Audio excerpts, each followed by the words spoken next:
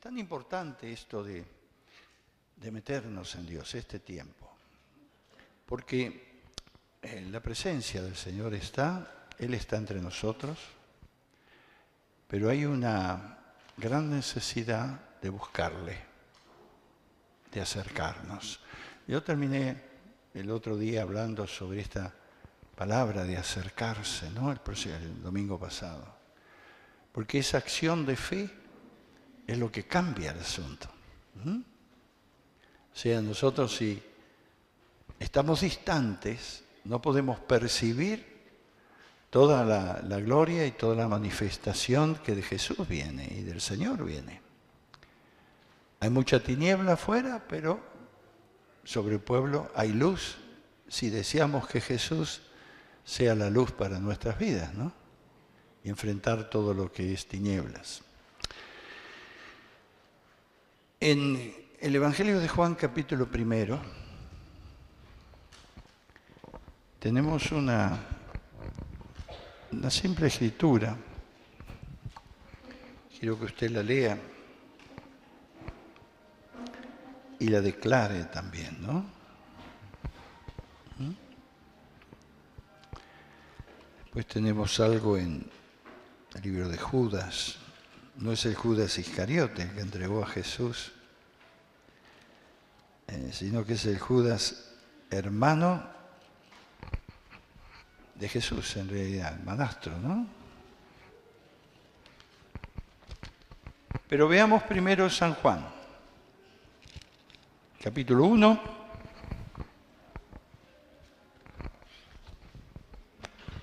versículo 17.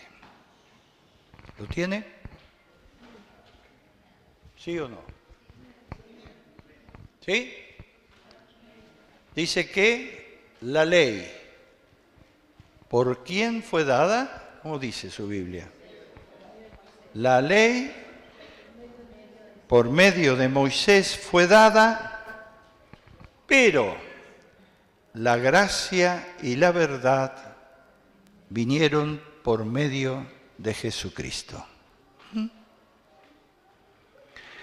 Esta declaración de San Juan aquí asienta una verdad muy fundamental de nuestra fe. La ley tuvo su tiempo en el propósito de Dios. Cuando veíamos todo lo relacionado con el tabernáculo y las cosas que presenta el Antiguo Testamento, ellos estaban bajo la ley. Y era tan importante en su tiempo y es importante hoy, pero hay algo mayor hoy. Porque si la ley por Moisés fue dada, vino alguien, que es Jesús, y trajo la gracia y la verdad. Ahora, esto es muy poderoso porque nosotros no vivimos por leyes. Pero sí, Jesús nos ofrece continuamente en su llamado a entrar en la gracia. Y cuando hoy pudimos unirnos y hacer este bloque de unidad y de muro de oración, es por la gracia de Dios. No es una cuestión legal, no lo podemos. Sí, legal fue que Él pagó el precio. El enemigo sabe que eso no lo puede borrar, no lo puede quitar. Una victoria sobre todo el mundo espiritual. Pero eso es efectivo cuando yo me meto, cuando yo lo busco, cuando yo deseo.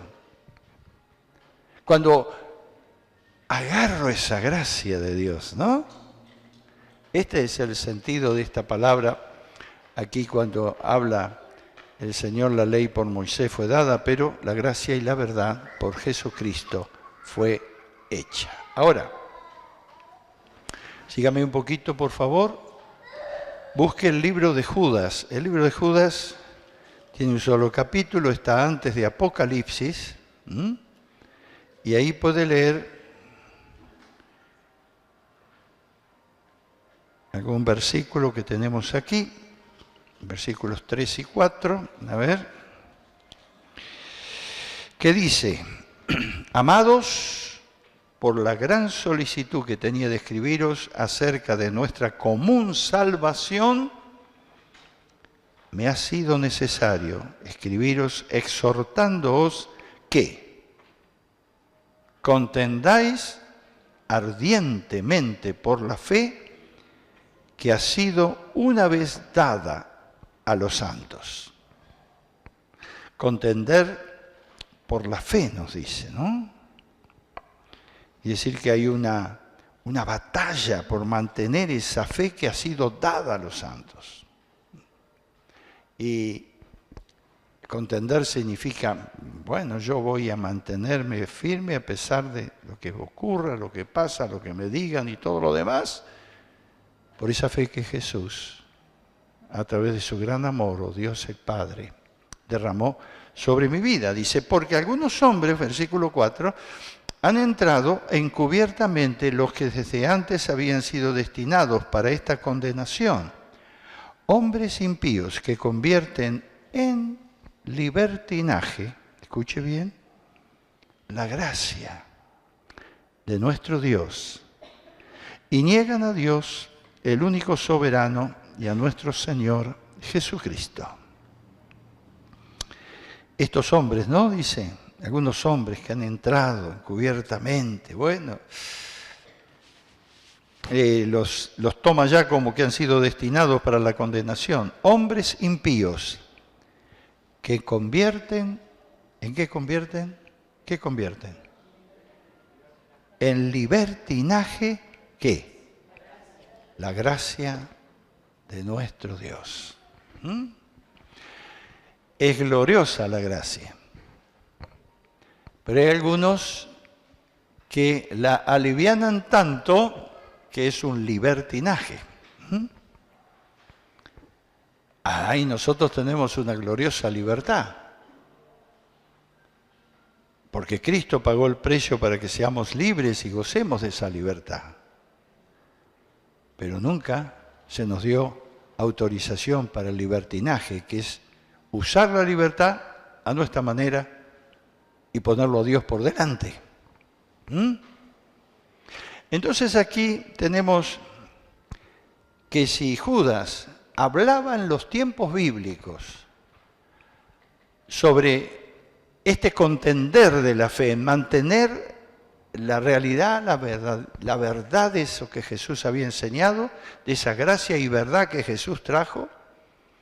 Dice, si Judas ya estaba hablando, Judas, hermano de Jesús, estaba ya viendo cómo entraba en medio de la iglesia esta doctrina herética, esta doctrina errada completamente, ¿cuánto más en los días que nos tocan vivir? Porque estos hombres impíos que dice aquí, ha habido en todos los tiempos. Y los hay hoy. Incluso predicando el Evangelio. Desmereciendo la realidad única de esa gracia de Dios. Ahora, ¿qué es lo que pasa, no? Tenemos que darnos cuenta que el Señor ha hecho provisión abundante para que recibamos todo lo que Él tiene para nosotros, pero tomándolo ciertamente con la verdad que el Espíritu Santo nos revela. Ahora, ¿cuál es el libertinaje de la gracia? Vamos a ponerlo simple para que todos puedan entender. ¿Por qué Judas hablaba de libertinaje, de la gracia de Dios? Bueno, de vidas que reciben a Jesús como su Salvador personal, de vidas que reconocen a Jesús, de vidas que apelan al amor de Jesús y que entonces disponen, según ellos, de la gracia de Dios, esa gracia que perdona pecados. ¿No? Y es así, porque la gracia perdona pecados. Pero ¿cuál es la diferencia? ¿Y por qué Judas llamó libertinaje? Porque muchos predican la gracia de Dios basada en el amor de Dios, y es verdad, que perdona pecados, pero nunca se arrepienten de sus pecados. ¿Ya me está entendiendo? Entonces, gracia que derrama el Señor sobre nosotros y perdona pecados sin arrepentimiento, no es gracia. Es libertinaje. Porque tenemos que tener presente siempre que la entrada al reino de Dios y a las cosas del Señor es por medio del arrepentimiento. La fe, el arrepentimiento, el hecho de creer en Jesús y estar dispuestos a permitir esa obra suya en nuestros corazones, que, bueno, comienza en un momento, pero continúa, ¿no? Algunos se quedan solamente en el principio. No, yo puedo vivir de esta manera, puedo hacer lo que quiero porque ya soy de Jesús, su gracia está conmigo. Si yo peco, me perdona pecados. Pero nunca hay arrepentimiento. ¿Qué es arrepentimiento, no? No es condolerse por el pecado, remordimiento. Hemos hablado esto otras veces, pero quiero afirmarlo otra vez. No es tampoco un sentimiento de culpa, que generalmente viene. Arrepentimiento es algo que el Espíritu Santo trae convicción dentro nuestro. Que hemos hecho mal, que hemos pecado, que nos hemos apartado de Dios, de lo que Él quiere que nosotros vivamos. Y por lo tanto esa obra del Señor no solamente nos trae convicción y produce en nosotros esa tristeza por el pecado, sino que también, escuche bien esto, cuando el Espíritu Santo está guiando, está trayendo la gloriosa libertad de estar dispuesto a no pecar más. Por lo menos aquello que me tiene atado, ¿no?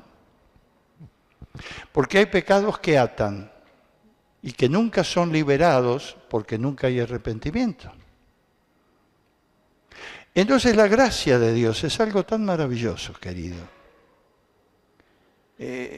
Cuando cantamos la canción, Mas el Dios de toda gracia, quizá podemos contar otra vez hoy, nos damos cuenta de la amplitud de esa doctrina, podemos decir, ese favor de Dios, aquello que nos alienta, porque nosotros no podemos vivir por leyes, no podemos vivir por, diríamos, condiciones establecidas, esto tiene que ser de esta manera o de la otra. No, la palabra es nuestra norma, la palabra nos enseña, la palabra es el espejo en el cual podemos ver aquello que está mal, como lo que está bien.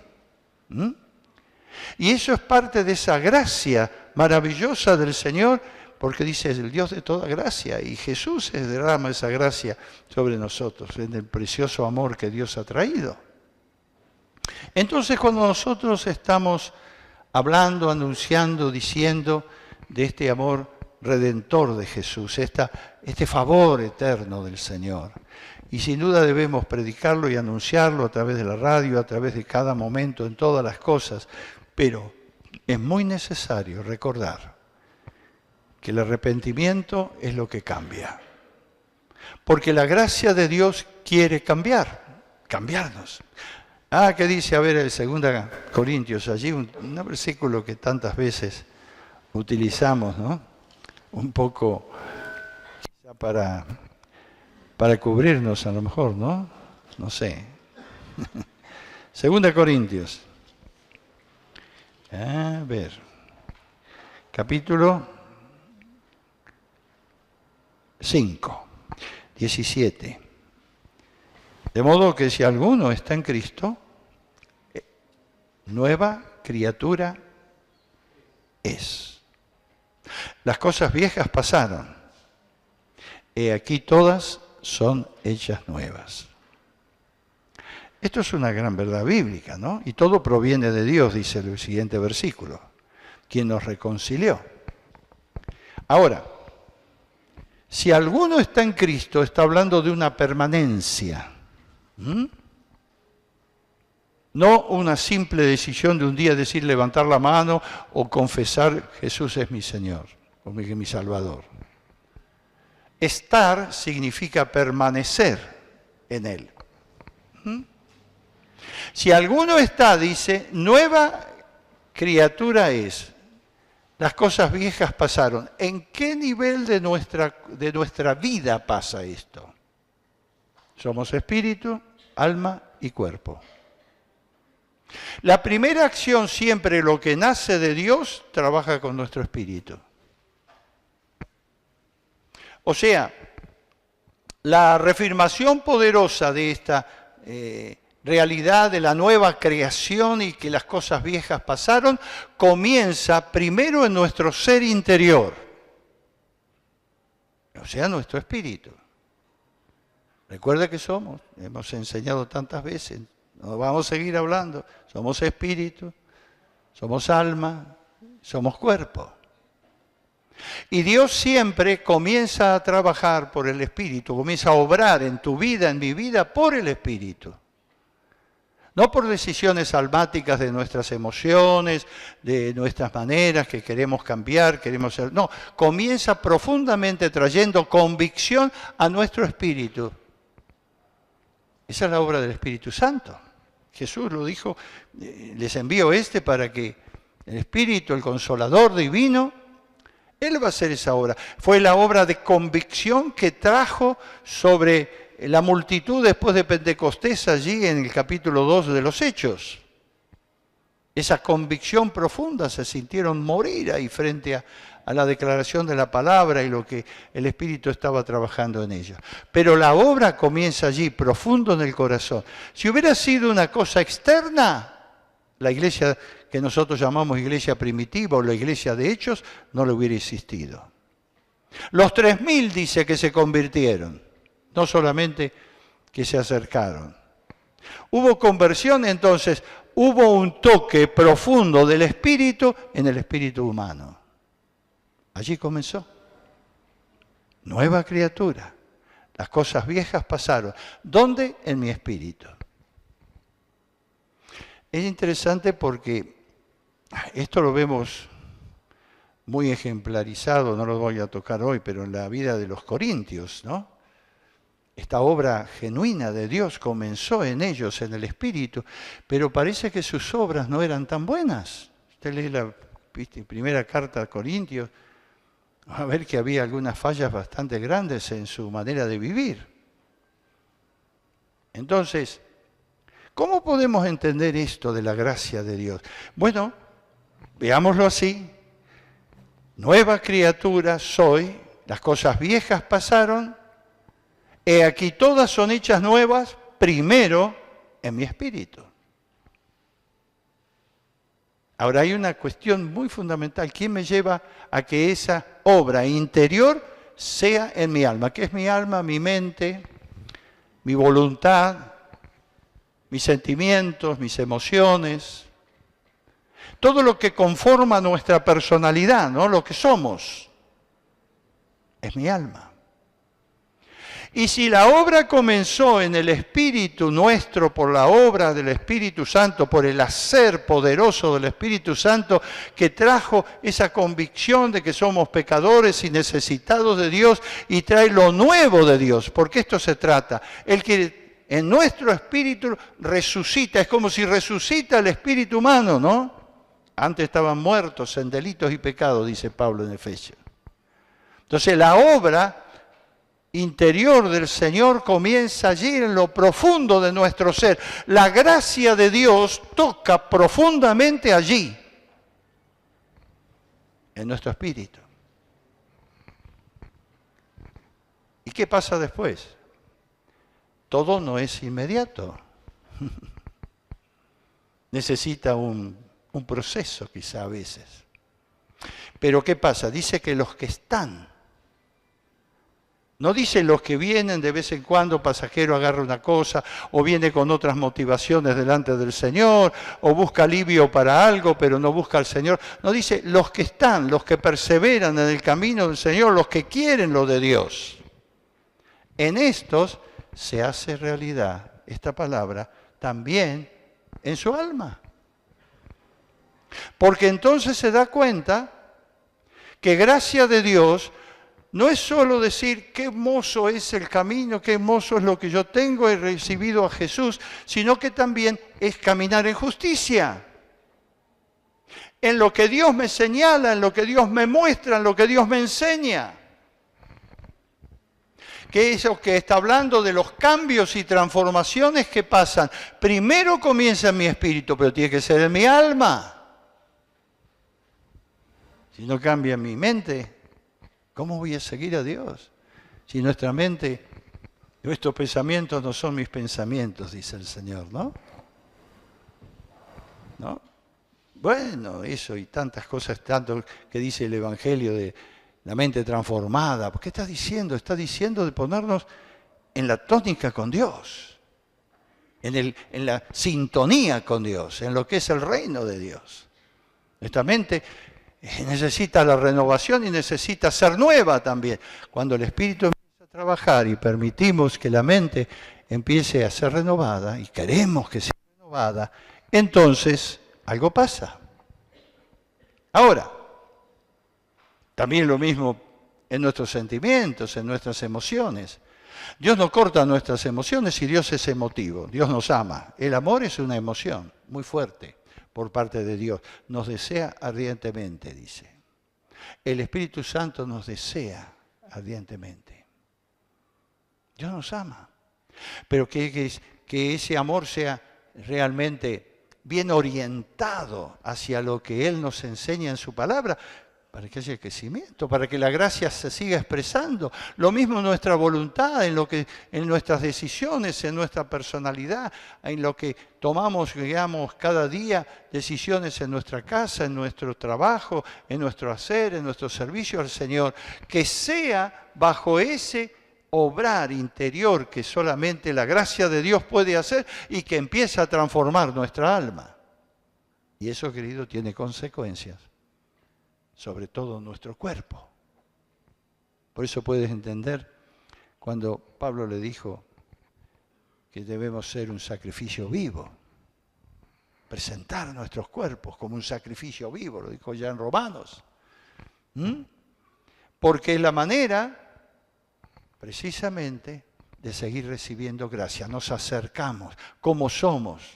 Dios no nos quiere muertos, nos quiere vivos para usarnos, pero sujetos a Él, en su voluntad. Eso es gracia. Queridos, gracia siempre va junto con la decisión nuestra de obedecer a Dios. No hay gracia si no hay arrepentimiento. No hay perdón de Dios si no hay arrepentimiento. No lo va a encontrar en ningún lugar de la palabra del Señor esto. Búsquelo. Sí, es la predicación de los impíos, como decía Judas, ¿no? El libertinaje de la gracia. Se predica mucho eso. Y no estamos para confundirnos con mentiras del enemigo, sino estamos para predicar la verdad. Jesucristo dijo y vino, dice, la ley, muchachos, ya es de otro pacto. Fue glorioso, ni una tilde, ni una jota, ni nada de lo que, hablando de los principios, digamos, del idioma que fue escrito en la Biblia. Mire, nada de eso va a pasar, pero ahora hay algo nuevo, es la gracia. Es la gracia. Y Él trajo gracia juntamente con verdad. Ese es algo maravilloso. Y este tiempo, queridos, nosotros necesitamos el reafirmar de esta verdad cada día, porque el enemigo zarandea y a veces podemos darle expectativas de bendición a gente que jamás se arrepiente. Nosotros queremos bendecir a todos.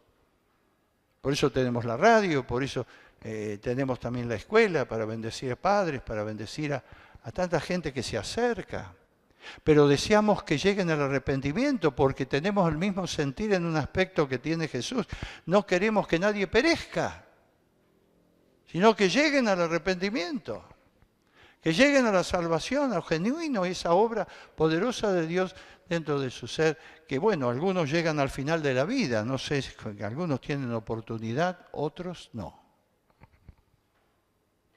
Tú sabes, algunos lo que menos piensan de un momento a otro, se les corta la vida, como ha pasado estos días, ¿no?